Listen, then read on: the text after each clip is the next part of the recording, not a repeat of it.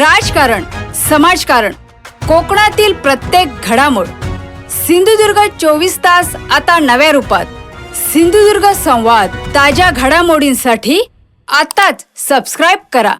देवगड तालुक्यातील दुर्गम कुंकवन गावात पशुवैद्यकीय विभागाने वेळेवर धाव घेत गायीसह तिच्या साईवाल जातीच्या वासराचा जीव वाचवला आहे.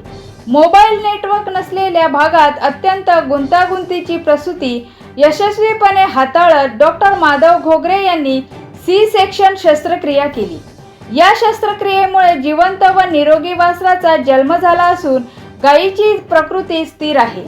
दुर्गम भागातही तत्पर व प्रभावी पशुवैद्यकीय सेवा देत विभागाने संवेदनशीलतेचे उदाहरण घालून दिले आहे. सावंतवाडीतील व्यापारी, उद्योजक आणि व्यावसायिकांसाठी महत्त्वाची बातमी. सावंतवाडी तालुका व्यापारी, उद्योजक व व्यावसायिक संघातर्फे 23 जुलै रोजी विशेष अन्न सुरक्षा प्रशिक्षण व प्रमाणपत्र कार्यक्रमाचे आयोजन करण्यात आले आहे. दुपारी 2 ते 6 या वेळात नगरपालिकेच्या इंदिरा गांधी व्यापारी संकुलातील बॅरिस्टर नाथ पै सभागृहात हा कार्यक्रम होणार आहे.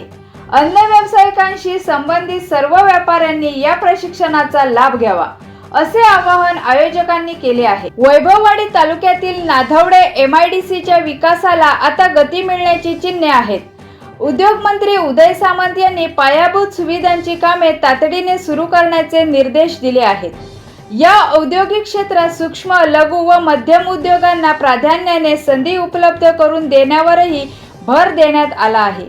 या निर्णयामुळे स्थानिक रोजगार निर्मितीला चालना मिळून वैभववाडीच्या औद्योगिक विकासाला नवी दिशा मिळण्याची अपेक्षा व्यक्त होत आहे. मतदार सखोल पुनर्निरीक्षण मोहिमेअंतर्गत SIR फॉर्म भरण्याच्या उपक्रमाला मालवणात वेग आला आहे. नगरसेविका तथा स्वच्छता व आरोग्य सभापती पूनम चव्हाण यांनी आपल्या प्रभाग क्रमांक 4 मध्ये या मोहिमेत सक्रिय सहभाग घेतला आहे. नगरसेविका आपल्या दारी या संकल्पनेतून त्या BLO अधिकाऱ्यांना सहकार्य करत नागरिकांकडून SIR फॉर्म भरून घेत आहेत. मतदारांनीही या उपक्रमाला प्रतिसाद देत आपली मतदार नोंद अचूक व अद्ययावत ठेवावी असे आवाहन करण्यात आले आहे. देवगड बोरिवली ST ची नियमित फेरी कोणतीही पूर्वसूचना न देता बंद करण्यात आल्याने प्रवाशांमध्ये तीव्र संताप व्यक्त होत आहे. मुंबईकडे जाणाऱ्या शेकडो नागरिकांना यामुळे मोठ्या आर्थिक, मानसिक आणि शारीरिक त्रासाला सामोरे जावे लागत आहे. ही फेरी देवगड तालुक्यासाठी सर्वात विश्वासार्ह प्रवासाचा पर्याय मानली जात होती.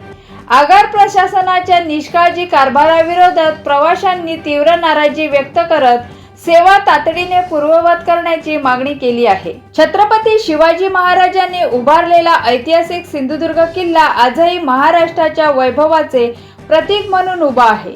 मात्र तटबंदीची सुरू असलेली पडझड रोखण्यासाठी पुरातत्व विभाग आणि शासनाकडून ठोस उपाययोजना होत नसल्याचा आरोप मनसेने केला आहे. नैसर्गिक आपत्ती आणि समुद्राच्या लाटांमुळे किल्ल्याचे मोठे नुकसान होत असल्याची चिंता व्यक्त करण्यात आली आहे. या ऐतिहासिक वारशाच्या संवर्धनासाठी तातडीने प्रभावी पावले उचलावीत अशी मागणी आता जोर धरत आहे. सिंधुदुर्ग 24 तास आता नव्या रूपात. सिंधुदुर्ग संवाद, ताज्या घडामोडींसाठी आताच सबस्क्राइब करा.